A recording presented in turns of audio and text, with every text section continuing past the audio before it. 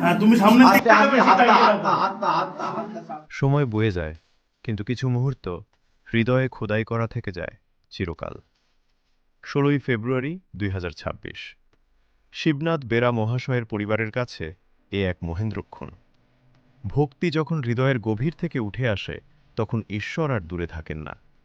শিবনাথবাবুর একান্ত ইচ্ছায় আর পরিবারের পরম মমতায় এদিন আয়োজন করা হয়েছিল মা দক্ষিণা কালীর পুজো।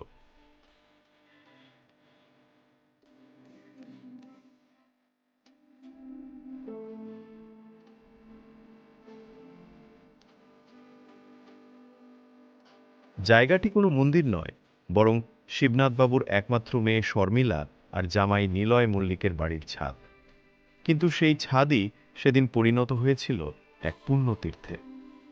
ইট পাথরের দেয়াল ছাপিয়ে সেখানে বয়ে যাচ্ছিল ভক্তির এক নির্মল ধারা।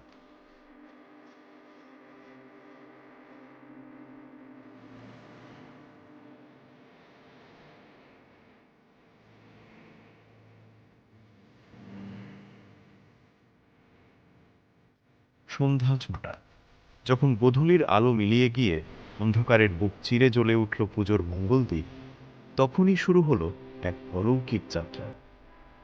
রাত যত বাড়ছে, চারপাশ ততই মায়াবী হয়ে উঠছে। ভক্তি আর শুদ্ধ মনের ঐকান্তিক নিষ্ঠায় শুরু হলো দক্ষিণাকালী আরাধনা।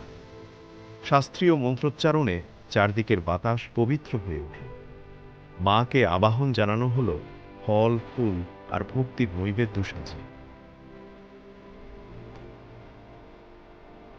লাল জবা আর বিল্বপত্রের ছোঁয়ায় সাজানো হলো মায়ের চরণ। সেই মুহূর্তে সাধারণ একটি ছাদ যেন পরিণত হলো এক জাগ্রত মহাপীঠে। প্রদীপের মৃদু আলোয় মায়ের মৃন্ময়ী রূপ তখন চিন্ময়ী হয়ে ওঠার অপেক্ষা।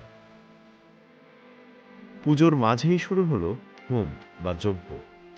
বেলকাঠ আর ঘিয়ের সুগন্ধে ভরে উঠল চারপাশ। যজ্ঞের লেলিহীন শিখা যখন অন্ধকার আকাশকে স্পর্শ করতে চাইছে, তখন উপস্থিত প্রত্যেকের মনে এক অপার্থিব প্রশান্তি। ও ক্রিং কাল্লই নন, এই অমোঘ মন্ত্রোচ্চারণের সাথে সাথে যখন অগ্নিতে আহুতি দেওয়া হচ্ছিল, মনে হচ্ছিল সব জাগতিক ক্লান্তি আর বিষাদ সেই পবিত্র আগুনে ভস্মীভূত হয়ে যাচ্ছে। যজ্ঞের ধোঁয়া যেন ভক্তদের হৃদয়ের গোপন প্রার্থনাগুলো সরাসরি মায়ের চরণে পৌঁছে দিচ্ছে। হোমের পূর্ণাহুতির ঠিক পরেই শুরু হলো সেই বহু প্রতীক্ষিত আরতি, পুজোর সব থেকে মনোমুগ্ধকর মুহূর্ত। পুরোহিত মশাই হাতে তুলে নিলেন পঞ্চপ্রদীপ। অমনি বেজে উঠল ঠাপ।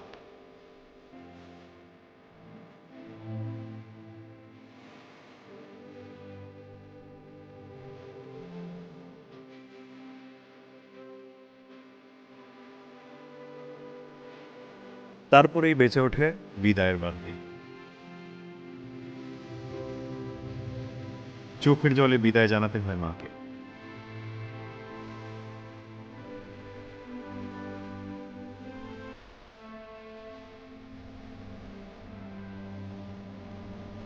মুখে শুধু একটা কথা, মা আবার এসো।